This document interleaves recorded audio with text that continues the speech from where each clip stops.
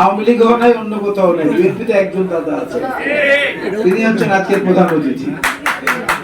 একটু আগে যিনি বক্তব্য দিয়েছেন আমার অত্যন্ত শ্রদ্ধেয় যুবদলের সেই প্রতিষ্ঠাকালীন সাংগঠনিক সম্পাদক শহীদ জিয়াউর রহমান বীরুত্তমের অত্যন্ত স্নেহের স্পর্শে যিনি রাজনীতি করেছেন জনাব কাজী মনিরুজ্জামান মনির, আমার সহযোদ্ধা অ্যাডভোকেট আব্দুল সালাম আজাদ, সহযোদ্ধা মীর শরাফত আলী শপুর, সেলিমুজ্জামান সেলিম, এই সংগঠনের সম্মানিত সাধারণ সম্পাদক ফয়জুল্লাহ ইকবাল, অনুষ্ঠানের সঞ্চালক, প্রিয় বন্ধুরা, বোন এবং ভাইয়েরা, আসসালামু আলাইকুম। দীর্ঘ সময় বক্তব্য হয়েছে, আমি মনির ভাইয়ের কথাটির সঙ্গে পুরোপুরি একমত। মানুষের, বাংলাদেশের সর্বশ্রেণীর, সর্বপেশার, সর্ববয়সের মানুষের একটা আবেগের সঙ্গে প্রচন্ড ভাবে জড়িত হচ্ছে একজন ব্যক্তির নাম, সেই নামটি হচ্ছে জিয়া, জিয়াউর রহমান বীরুত্তম, সংক্ষেপে জিয়া। সেই নামটিকে আপনারা আমাদের সংগঠনের নামের আগে রেখেছেন বলে এই সংগঠনকে অসম্মান করার, এই সংগঠনকে পাশ কাটিয়ে যাওয়ার কোনো উপায় নেই। মঞ্চে বসে বসে আমরা আলাপ করছিলাম, অনুষ্ঠান শুরু হওয়ার আগে আলাপ করছিলাম, অনেকেই তাদের নির্ধারিত কর্মসূচি বাদ দিয়ে বা সরিয়ে রেখে আজকের মঞ্চে এসে উপস্থিত হয়েছে অনেকে। এর থেকে প্রমাণ মেলে যে এই নামটার আবেগ কত প্রবল, নামটার আহ্বান কত তীব্র।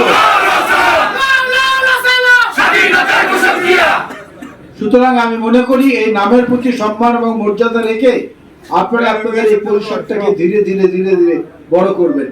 সংগঠন বড় হলেই সবকিছু হয় না, আবার সংগঠন ছোট হলেও সেই সংগঠনের সম্মান কখনো কম হয়ে যায় না। কাজের উপরে, আদর্শের উপরে, নীতির উপরে, বাস্তবায়নের উপরে তার সফলতা নির্ভর করে। আমি দু তিনটি ব্যাপারে একটু মোটামুটি আলোকপাত করে খুব সংক্ষেপে আমার বক্তব্য শেষ করব। বন্ধুরা, বাংলাদেশের রাজনীতিতে বিএনপি এবং বর্তমানে যারা জোর করে অবৈধভাবে দেশ চালাচ্ছে, এই দুটি শক্তি হচ্ছে সবচেয়ে বড় রাজনৈতিক শক্তি। কিন্তু প্রকৃত রাজনৈতিক শক্তিটা ধারণ করছে বিএনপি, এবং যেটা ওই শহীদ জিয়াউর রহমানের নামের আবেগের মধ্য দিয়ে ধীরে ধীরে ধীরে ধীরে বাংলাদেশে একটা বিশাল বৃক্ষে পরিণত হয়েছে। আজকে এই সরকারের আর কোনো কাজ নেই, অবৈধ সরকারের। মাইকের সামনে দাঁড়ালেই দেখবেন, স্কুল কলেজে গেলেই দেখবেন, স্পোর্টসে গেলে দেখবেন, কোনো কাজের উদ্বোধন করতে গেলে দেখবেন, এমনকি প্রাইমারি স্কুলের টয়লেটের দেওয়ালে রঙের কাজ হচ্ছে। সে রঙের কাজে যদি কোনো এমপি উপস্থিত থাকেন, মন্ত্রী উপস্থিত থাকেন, সেখানেও বিএনপিকে একবার তুলোধনা করে ছাড়েন। ওই ওয়ালে রং করার চেয়ে বিএনপিকে একবার কলঙ্কিত করার দায়িত্বটা তাদের কাছে অনেক বেশি।